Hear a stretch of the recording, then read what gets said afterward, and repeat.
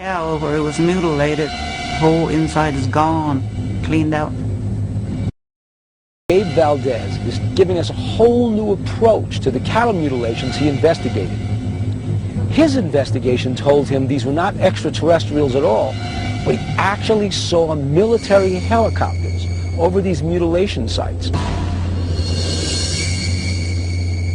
During your years of investigating cattle mutilations, what is the most anomalous evidence you came across? Well, they mutilated this animal about 40 miles east of here, and we could tell where the aircraft came to. They didn't do the whole process, and they left a fetus inside the animal. A fetus? Yeah. Look, a fetus, a cow fetus. No, it looked like a human, a monkey, and a frog. It didn't have any bones in the head. It was all full of water. What was the size of this fetus?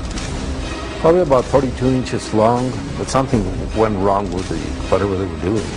What you're implying is that that cow is being used as an incubation chamber for a cloned creature. Exactly. My God.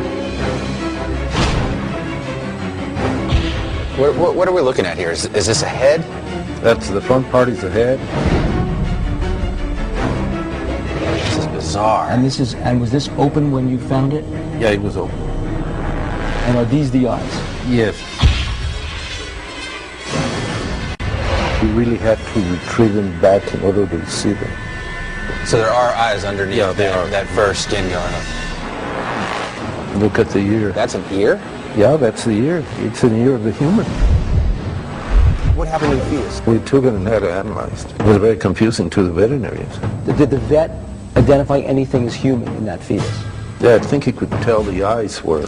Honestly, this just looks like some crazy genetic experiment gone completely wrong. Yes. Right. It's madness. This is madness.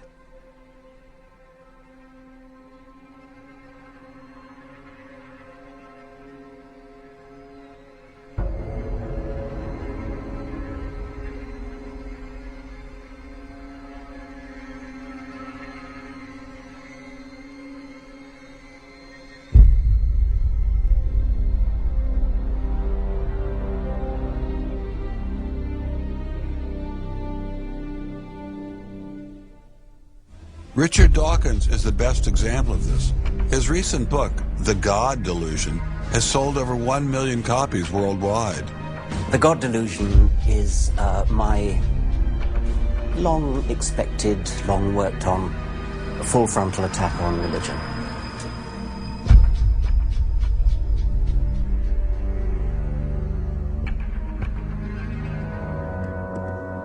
Hello, Professor Dawkins. How are you? I'm Ben Stein. I'm so sorry to keep you waiting. How are you? Fine, thank you. You have written that God is a psychotic delinquent invented by mad, deluded people. No, I didn't say quite that. I said something rather better than that. Oh, well, please tell us what you said. Please tell us what you said. Well, I would have to read it from the book. No, please. The God of the Old Testament is arguably the most unpleasant character in all fiction. Jealous and proud of it. A petty, unjust, unforgiving control freak, a vindictive, bloodthirsty ethnic cleanser, a misogynistic, homophobic, racist, infanticidal, genocidal, filicidal, pestilential, megalomaniacal, sadomasochistic, capriciously malevolent bully. So that's what you think of God? Yeah. How about if people believed in a God of infinite lovingness and kindness and forgiveness and generosity, sort of like the modern day God? Why spoil it for them? Why not just let them have their fun and enjoy it? I mean, I don't want to spoil anything for anybody. I write a book, people can read it if they want to. I believe that it is a liberating thing to free yourself from primitive superstition. So religion is a primitive superstition? Oh, I think it is, yes. So you believe it's liberating to tell people that there is no God? I think a lot of people, when they give up God, feel a great sense of release and freedom. Why do you think that? I mean, what's your scientist, what's your data? I think, well, I've had a lot of letters saying that, and There are 8 billion people in the world, Dr. Dawkins. How many letters have you had? No, I haven't done that. That's quite true. Professor Dawkins seemed so convinced that God doesn't exist that I wondered if he would be willing to put a number on it. Well, it's hard to put a figure on it, but I mean, I'd put it as something like, 99% against or something. Well, how do you know it's 99%? I don't. Say not 97%. No, I did. You asked me to put a figure on it, and I'm not comfortable putting a figure on it. I think I just think it's very unlikely. What? But you couldn't put a number on it? No, of course not. No. So it could be 49%. Well, it would be. I mean, I think it's unlikely, and it's quite far from 50%. How do you know? I don't know. I mean, I put an argument in the book. Well, then who did create the heavens and the earth? Why do you use the word who? You see, you immediately beg the question by using the word who. Well, then how did it get created? Well, by a very slow process. Well, how did it start? Nobody knows how it started. We know the kind of event that it must have been. We know the sort of event that must have happened for the origin of life. What was that? It was the origin of the first self-replicating molecule. Right, how did that happen? I told you we don't know. So you have no idea how it started? No, nor has anybody. Nor has anyone else. What do you think is the possibility that intelligent design might turn out to be the answer to some issues in genetics or in evolution? It could come about in the following way. It could be that at some earlier time, somewhere in the universe, a civilization evolved by probably some kind of Darwinian means to a very, very high level of technology and designed a form of life that they seeded onto perhaps this planet. Now, that is a possibility and an intriguing possibility. And I suppose it's possible that you might find evidence for that if you look at the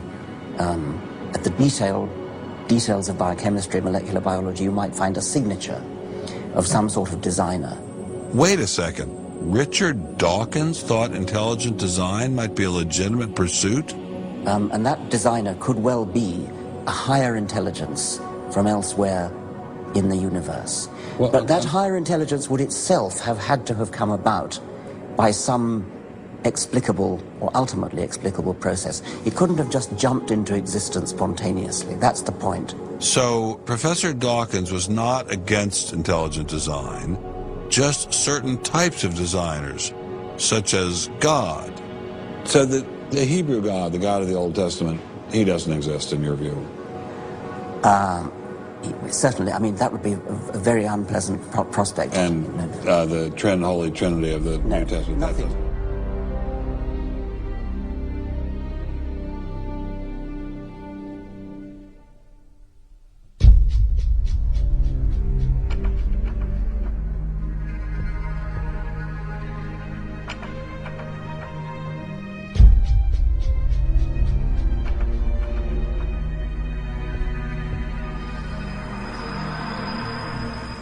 And I think it was just a catastrophic mistake to have someone like Dawkins address himself to profound issues of theology, the existence of God, the nature of life. He hasn't committed himself to disciplined study in any relevant area of inquiry. He's a crummy philosopher. He doesn't have the rudimentary skills to meticulously assess his own arguments. Genius guy, though.